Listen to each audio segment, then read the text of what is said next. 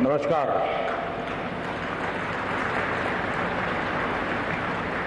इस ऐतिहासिक कार्यक्रम में हमारे बीच उपस्थित बिहार के राज्यपाल श्री फागू चौहान जी, यहाँ के जनप्रिय मुख्यमंत्री श्री नीतीश कुमार जी, विधानसभा स्पीकर श्री विजय सिन्हा जी,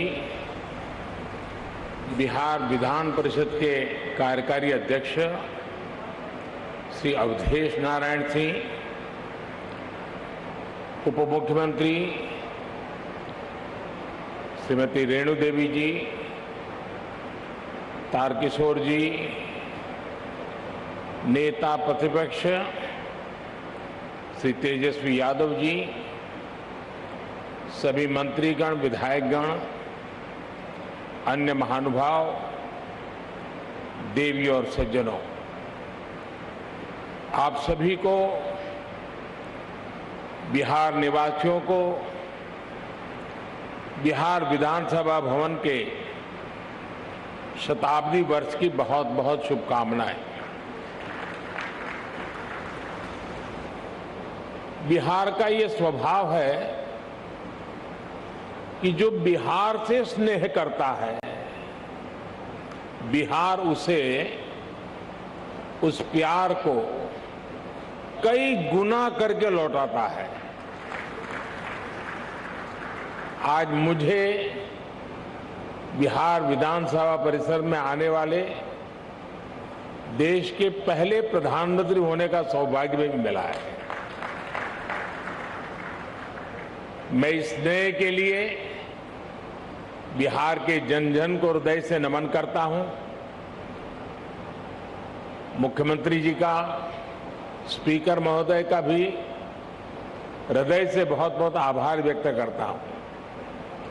साथियों, मुझे कुछ देर पहले शताब्दी स्मृति स्तंभ के लोकार्पण का अवसर भी मिला। ये स्तंभ बिहार के गौरवशाली अतीत का प्रतीक तो बनेगा ही, साथ ही ये बिहार की कोटि कोटि आकांक्षाओं को भी प्रेरणा देगा। अब से कुछ देर पहले बिहार विधानसभा म्यूजियम और विधानसभा गेस्ट हाउस का शिलान्यास भी हुआ है। मैं इन विकास कार्यों के लिए नीतीश कुमार जी और विजय सिन्हा जी को हृदय से बधाई देता हूं। मुझे विधानसभा परिसर के शताब्दी पार्क में कल्पतरु के रोपण का भी सुखद अनुभव मिला है। कल्पतरु के विषय में मान्यता है कि हमारी आशाओं, आकांक्षाओं को पूरा करने वाला ये वृक्ष है। लोकतंत्र में यही भूमिका संसदीय संस्थाओं की होती है।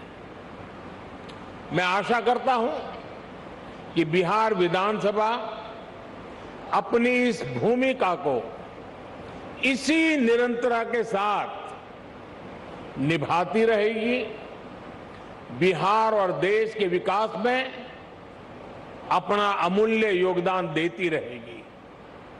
साथियों, बिहार विधानसभा का अपना एक इतिहास रहा है और यहां विधानसभा भवन में एक से एक बड़े और साहसिक निर्णय लिए गए हैं। आजादी के पहले इसी विधानसभा से गवर्नर सत्येंद्र प्रसन्न सिन्हा जी ने स्वदेशी उद्योगों को प्रोत्साहित करने, स्वदेशी चरखा को अपनाने की अपील की थी। आजादी के बाद इसी विधानसभा में जमींदारी उन्मूलन अधिनियम पास हुआ था। इसी परंपरा को आगे बढ़ाते हुए नीतीश जी की सरकार ने बिहार पंचायती राज जैसे अधिनियम को पास किया। इस अधिनियम के जरिए बिहार पहला ऐसा राज्य बना जिसने पंचायती राज में महिलाओं को 50% आरक्षण दिया। लोकतंत्र से लेकर समाज जीवन तक समान भागीदारी और समान अधिकार के लिए कैसे काम किया जा सकता है, ये विधानसभा इसका उदाहरण है। आज जब मैं आपसे इस परिसर में विधानसभा भवन के बारे में बात कर रहा हूं, तो ये भी सोच रहा हूं कि बीते 100 वर्ष में ये भवन, ये परिसर कितने ही महान व्यक्तित्वों की आवाज का साक्षी रहा है।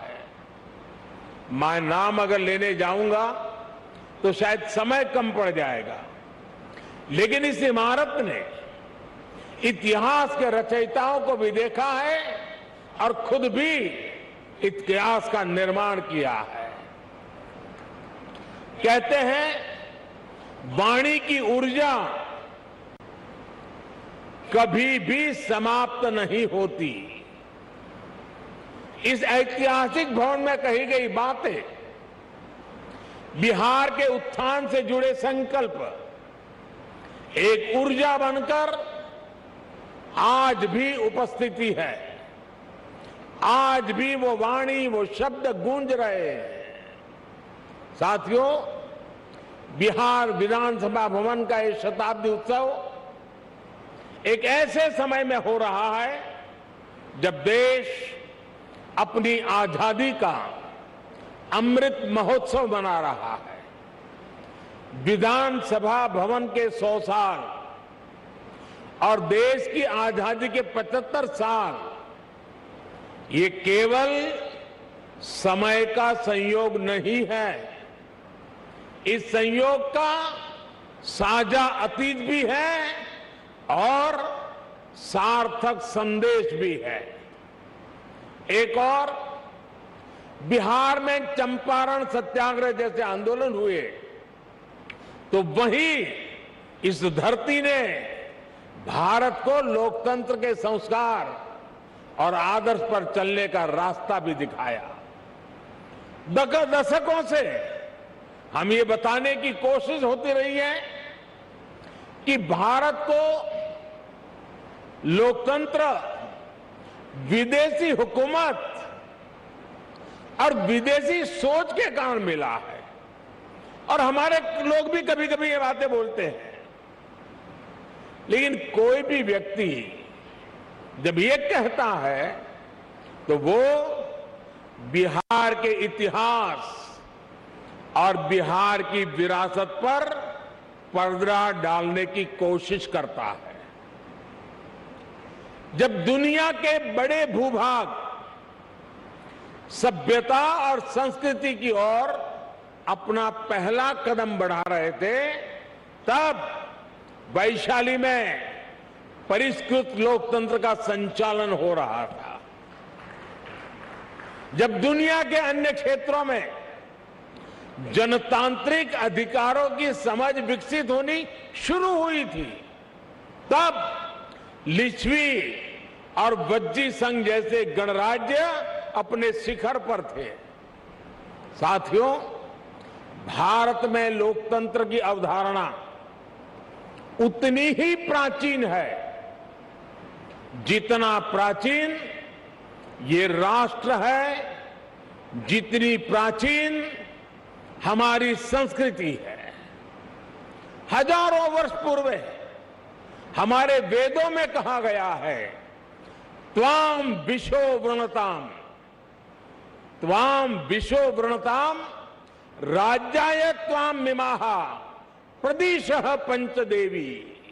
अर्थात राजा को सभी प्रजा मिलकर स्वयं चुने और विद्वानों की समितियां उसका निर्वाचन करें। ये वेद में कहा गया है, हजारों साल पूरे ग्रंथ में कहा गया है। आज भी हमारे संविधान में सांसदों, विधायकों का चयन, मुख्यमंत्री, प्रधानमंत्री, राष्ट्रपति का चयन इसी लोकतांत्रिक मूल्य पर टिका हुआ है। एक विचार के रूप में हमारे यहां लोकतंत्र इसलिए हजारों वर्षों से जीवित है क्योंकि भारत लोकतंत्र को समता और समानता का माध्यम मानता है। भारत सह अस्तित्व और सौहार्द के विचार में भरोसा करता है। हम सब में भरोसा करते हैं, सहकार में भरोसा करते हैं, सामंजस्य में भरोसा करते हैं और समाज की संगठित शक्ति में भरोसा करते हैं। इसलिए हमारे वेदों ने हमें यह भी मंत्र दिया है, संगच्छध्वम संवदध्वम संवो मनासि जानताम, अर्थात हम मिलकर चले, मिलकर बोले, वो एक दूसरे के मनों को, एक दूसरे के विचारों को जाने और समझे।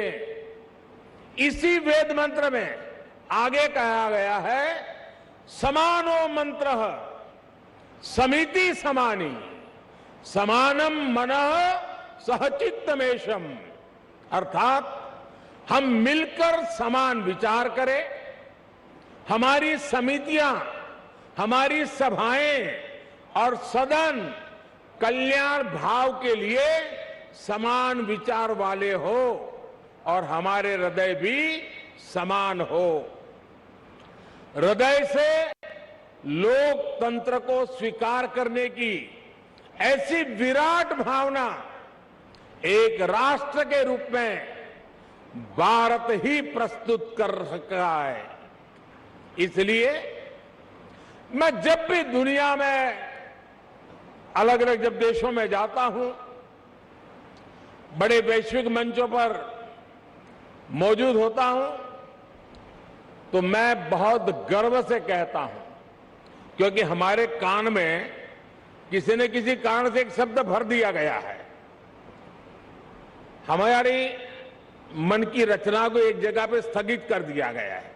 हमें बार बार सुनाया गया है कि we are a largest democracy of the world, हम दुनिया की सबसे बड़े लोकतंत्र है, और हम भी उसी को स्वीकार कर लिया है बार बार सुनने के कारण। मैं आज भी दुनिया के मंच पर जब भी जाता हूं, बड़े गर्व से कहता हूं कि विश्व में लोकतंत्र की जननी ये भारत है।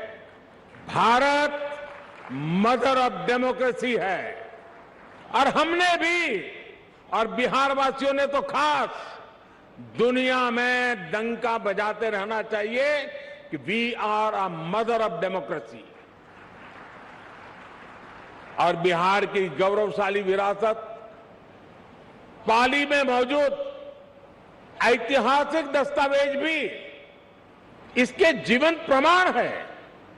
बिहार के इस वैभव को न कोई मिटा सकता है, न कोई छिपा सकता है।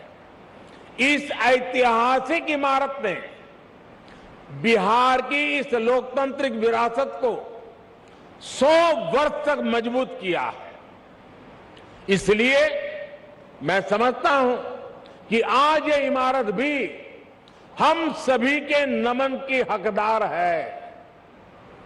साथियों, इस भवन के इतिहास से बिहार की वो चेतना जुड़ी है जिसने गुलामी के कालखंड में भी अपने जनतांत्रिक मूल्यों को समाप्त नहीं होने दिया। इसके निर्माण के साथ और उसके बाद जो घटनाक्रम जुड़ा हुआ है, वो हमें बार बार याद करना चाहिए। किस तरह श्री कृष्ण सिंह जी ने, श्री बाबू ने अंग्रेजों के सामने शर्त रखी थी कि वो सरकार तभी बनाएंगे जब ब्रिटिश हुकूमत निर्वाचित सरकार के कामकाज में दखल नहीं देगा। कैसे द्वितीय विश्व युद्ध में भारत की सहमति के बिना देश को झोंकने के खिलाफ श्री बाबूजी ने, सरकार ने इस्तीफा दे दिया था। और बिहार का हर व्यक्ति इस बात के लिए गर्व कर सकता है। इस घटनाक्रम ने सदैव इस संदेश का संचार किया कि बिहार लोकतंत्र के खिलाफ कभी कुछ स्वीकार नहीं कर सकता। और भाई और बहनों, हम सभी ने देखा है कि कैसे आजादी के बाद भी बिहार अपनी लोकतांत्रिक निष्ठा को लेकर उतना ही अडिग, उतना ही प्रतिबद्ध रहा। बिहार ने आजाद भारत को डॉक्टर राजेंद्र प्रसाद के रूप में पहला राष्ट्रपति दिया। लोकनायक जयप्रकाश, कर्पूरी ठाकुर, बाबू जगजीवन राम, अनेक भी जैसे नेतृत्व इस धरती पर हुए। जब देश में संविधान को कुचलने का प्रयास हुआ तो भी उसके खिलाफ बिहार ने सबसे आगे आकर विरोध का बिगुल फूंका। आपातकाल के उस स्याही दौर में बिहार की धरती ने दिखा दिया कि भारत में लोकतंत्र को दबाने की कोशिशें कभी भी कामयाब नहीं हो सकती। और इसलिए मैं मानता हूं कि बिहार जितना समृद्ध होगा, भारत की लोकतांत्रिक शक्ति भी उतनी ही मजबूत होगी। बिहार जितना सशक्त होगा, भारत भी उतना ही सामर्थ्यवान होगा। साथियों, आजादी का अमृत महोत्सव और बिहार विधानसभा के 100 वर्ष का यह ऐतिहासिक अवसर हम सभी के लिए, प्रत्येक जनप्रतिनिधि के लिए आत्मविवेचना और आत्मनिरीक्षण का भी संदेश लेकर आया है। हम अपने लोकतंत्र को जितना मजबूत करेंगे, उतनी ही मजबूती हमारी आजादी को मिलेगी, हमारे अधिकारों को मिलेगी। आज 21वीं सदी में दुनिया तेजी से बदल रही है। नई जरूरतों के हिसाब से भारत के लोगों की, हमारे युवाओं की आशाएं, अपेक्षाएं भी बढ़ रही है। हमारी लोकतांत्रिक व्यवस्थाओं को इसके हिसाब से तेज गति से कार्य करना पड़ेगा। आज जब हम आजादी के 75वें साल में एक नए भारत के संकल्प के साथ आगे बढ़ रहे हैं, तो इन संकल्पों को आगे बढ़ाने की जिम्मेदारी हमारी संसद और विधानसभाओं पर भी है। इसके लिए हमें ईमानदारी और निष्ठा से दिन रात मेहनत करने की जरूरत है। देश के सांसद के रूप में, राज्य के विधायक के रूप में हमारी ये भी जिम्मेदारी है कि हम लोकतंत्र के सामने आ रही हर चुनौती को मिलकर हराएं। पक्ष विपक्ष के भेद से ऊपर उठकर देश के लिए, देश हित के लिए हमारी आवाज एकजुट होनी चाहिए। जनता से जुड़े विषयों पर सदन सकारात्मक संवाद का केंद्र बने। सकारात्मक कार्यों के लिए हमारी आवाज उतनी ही बुलंद दिखे। इस दिशा में भी हमें निरंतर आगे बढ़ना चाहिए। हमारे आचरण से ही हमारे देश की लोकतांत्रिक परिपक्वता प्रदर्शित होती है। और इसलिए दुनिया के सबसे बड़े लोकतंत्र के साथ साथ हमें दुनिया के सबसे परिपक्व लोकतंत्र के रूप में भी खुद को आगे बढ़ाना है। साथियों, मुझे खुशी है कि आज देश इस दिशा में सकारात्मक बदलाव देख रहा है। मैं अगर संसद की बात करूं तो पिछले कुछ वर्षों में संसद में सांसदों की उपस्थिति और संसद की प्रोडक्टिविटी में रिकॉर्ड वृद्धि हुई है। और अभी विजय जी ने भी विधानसभा का ब्यौरा दिया। सकारात्मकता, गतिशीलता, व्यापक रूप से विषयों की चर्चा, निर्णय उसका पूरा ब्यौरा दिया।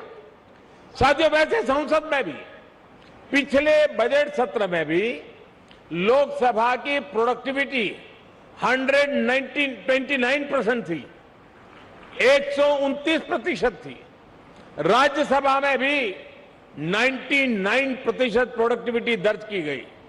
यानी देश लगातार नए संकल्पों पर काम कर रहा है, लोकतांत्रिक विमर्श को आगे बढ़ा रहा है। और हम सभी जानते हैं कि जब लोग ये देखते हैं कि उन्होंने जिन्हें चुनकर भेजा है वो मेहनत कर रहा है, सदन में उनकी बात गंभीरता से रख रहा है, तो उनका भी लोकतंत्र पर विश्वास और बढ़ता है। ये विश्वास बढ़ाना भी हम सबकी जिम्मेदारी है। साथियों, समय के साथ हमें नए विचारों की जरूरत होती है, नई सोच की जरूरत होती है। इसलिए जैसे जैसे लोक बदलता है, लोकतंत्र को भी नए आयाम जोड़ते रहना पड़ता है। इन बदलावों के लिए हमें केवल नई नीतियों की जरूरत नहीं पड़ती, बल्कि पुरानी नीतियां और पुराने कानूनों को भी समय के अनुसार बदलना पड़ता है। बीते वर्षों में संसद ने ऐसे करीब 1500 कानूनों को खत्म किया है। इन कानूनों से सामान्य मानवी को जो दिक्कतें होती थी, देश की प्रगति में जो रुकावटें होती थी, उनका समाधान हुआ और एक नया विश्वास भी पैदा हुआ। राज्य स्तर पर भी ऐसे कई पुराने कानून हैं जो वर्षों से चले आ रहे हैं। हमें मिलकर इस और भी ध्यान देने की जरूरत है। साथियों, दुनिया के लिए 21वीं सदी भारत की सदी है। हम लगातार ये सुनते आए हैं, कई लोगों के मुंह से सुनते हैं, दुनिया के लोग बताते रहते हैं। लेकिन अगर मैं भारत की बात करूं तो मैं कहूंगा कि भारत के लिए ये सदी कर्तव्यों की सदी है। हमें इसी सदी में अगले 25 सालों में नए भारत के स्वर्णिम लक्ष्य तक पहुंचना है। इन लक्ष्यों तक हमें हमारे कर्तव्य ही लेकर जाएंगे। इसलिए ये 25 साल देश के लिए कर्तव्य पथ पर चलने के साल है। ये 25 साल कर्तव्य भावना से स्वयं को समर्पित करने का कालखंड है। हमें स्वयं को अपने लिए, अपने समाज के लिए, अपने देश के लिए कर्तव्य की कसौटी पर कसना होगा। हमें कर्तव्य की पराकाष्ठा को पार करना होगा। आज भारत वैश्विक पटल पर जो कीर्तिमान स्थापित कर रहा है, आज भारत जिस तेजी से वैश्विक ताकत बनकर उभर रहा है, उसके पीछे कोटि कोटि भारतवासियों की कर्तव्य निष्ठा और कर्तव्य भावना है। लोकतंत्र में हमारे सदन जनता की भावनाओं का प्रतिनिधित्व करते हैं। इसलिए देशवासियों की कर्तव्य निष्ठा हमारे सदनों और जनप्रतिनिधियों के आचरण में भी झलकनी चाहिए। हम सदन में जैसा आचरण करेंगे, कर्तव्य भाव पर सदन के भीतर जितना बल दिया जाएगा, देशवासियों को भी उतनी ही ऊर्जा और प्रेरणा मिलेगी। एक और महत्वपूर्ण बात, हमें अपने कर्तव्यों को अपने अधिकारों से अलग नहीं मानना चाहिए। हम अपने कर्तव्यों के लिए जितना परिश्रम करेंगे, हमारे अधिकारों को भी उतना ही बल मिलेगा। हमारी कर्तव्य निष्ठा ही हमारे अधिकारों की गारंटी है। इसलिए हम सभी जनप्रतिनिधियों को कर्तव्य पालन का भी संकल्प दोहराना है। ये संकल्प ही हमारी और हमारे समाज की सफलता का मार्ग प्रशस्त करेंगे। आज जब हम देश के अमृत संकल्पों को लेकर आगे बढ़ रहे हैं, तो हमें अपने कर्तव्य में, अपने श्रम में, अपने परिश्रम में कोई कमी नहीं छोड़नी है। एक राष्ट्र के रूप में हमारी एकता हमारी प्राथमिकता होनी चाहिए। गरीब से गरीब व्यक्ति का भी जीवन आसान बने। दलित, पीड़ित, शोषित, वंचित, आदिवासी, हर किसी को हर जरूरी सुविधा मिले, ये हम सभी का संकल्प होना चाहिए।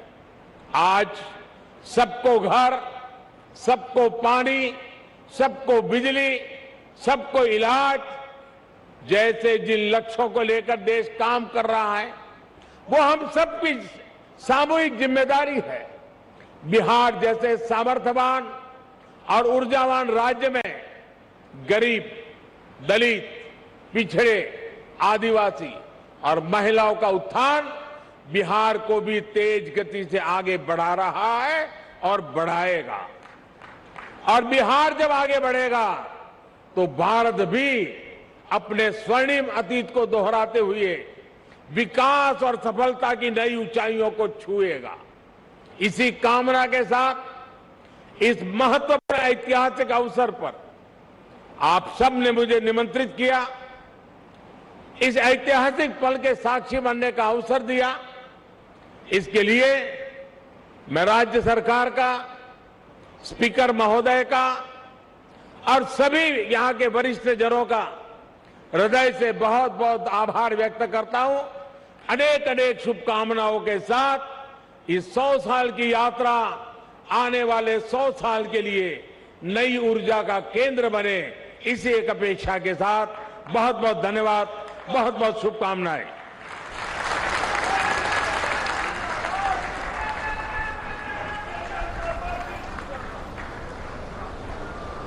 तो शताब्दी समापन समारोह में प्रधानमंत्री मोदी का संबोधन आप सुन रहे थे और प्रधानमंत्री ने बड़ी बातें क्या कही, ये अब आपको हम एक बार फिर बताते हैं, सुनाते हैं। बिहार में चंपारण सत्याग्रह जैसे आंदोलन हुए तो वहीं इस धरती ने भारत को और आदर्श पर चलने का रास्ता भी दिखाया। दशकों से हम ये बताने की कोशिश होती रही है कि भारत को लोकतंत्र, विदेशी हुकूमत और विदेशी सोच के कारण मिला है।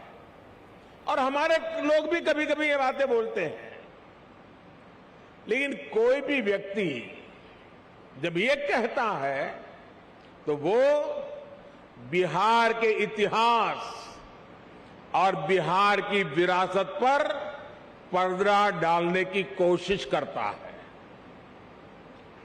जब दुनिया के बड़े भूभाग सभ्यता और संस्कृति की ओर अपना पहला कदम बढ़ा रहे थे, तब वैशाली में परिष्कृत लोकतंत्र का संचालन हो रहा था।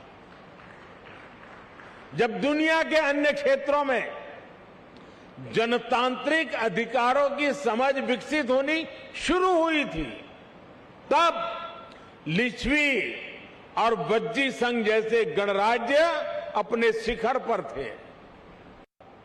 मैं आज भी दुनिया के मंच पर जब भी जाता हूं, बड़े गर्व से कहता हूं कि विश्व में लोकतंत्र की जननी ये भारत है। भारत मदर ऑफ डेमोक्रेसी है। और हमने भी, और बिहार वासियों ने तो खास, दुनिया में डंका बजाते रहना चाहिए कि we are a mother of democracy. Bihar विधानसभा का अपना एक इतिहास रहा है और यहां विधानसभा भवन में एक से एक बड़े और साहसिक निर्णय लिए गए हैं। आजादी के पहले इसी विधानसभा से गवर्नर सत्येंद्र प्रसन्न सिन्हा जी ने स्वदेशी उद्योगों को प्रोत्साहित करने, स्वदेशी चरखा को अपनाने की अपील की थी। आजादी के बाद इसी विधानसभा में जमींदारी उन्मूलन अधिनियम पास हुआ था। इसी परंपरा को आगे बढ़ाते हुए नीतीश जी की सरकार ने बिहार पंचायती राज जैसे अधिनियम को पास किया। इस अधिनियम के जरिए बिहार पहला ऐसा राज्य बना जिसने पंचायती राज में महिलाओं को 50% आरक्षण दिया। मुझे विधानसभा परिसर के शताब्दी पार्क में कल्पतरु के रोपण का भी सुखद अनुभव मिला है। कल्पतरु के विषय में मान्यता है कि हमारी आशाओं आकांक्षाओं को पूरा करने वाला ये वृक्ष है। लोकतंत्र में यही भूमिका संसदीय संस्थाओं की होती है। मैं आशा करता हूं कि बिहार विधानसभा अपनी इस भूमिका को इसी निरंतरता के साथ निभाती रहेगी, बिहार और देश के विकास में अपना अमूल्य योगदान देती रहेगी।